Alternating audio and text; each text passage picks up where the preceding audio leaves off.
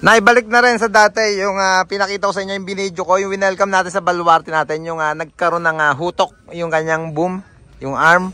Okay na mga kabisyo. Pwede na lang kunin, magagamit na ulit nila. Sabi ko kagaya nung nangyari kay kay hijacker yan. Nagkaroon ng konting ipit do sa load. Nasa wingban kasi yung binubuhat namin. Umipit pala doon sa mismong poste ng wingban. Kaya pati yung wingban halos bit-bit ni hijacker. Kaya nabaluktot.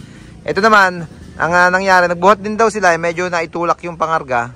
Na parang naggumalaw, kumilos yung arm niya. Kaya humutok din. Pero okay naman na mga kabisyo na ibabalik naman na natin sa dati yung mga ganyang hutok. Problem, wag lang yung mismong boom sa loob ang madamage. Pwede naman din niya, papalitan natin ng buong boom.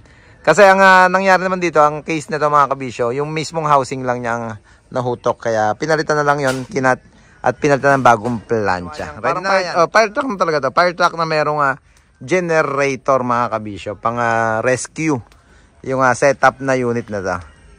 Yan, pagka meron din kayong problem na ganyang mga hutok boom or hutok ng baraso, yung arm ng mismong boom, tawag lang kayo sa number na naka-flash sa screen natin. Pwede natin repair yan dito sa Baluarte.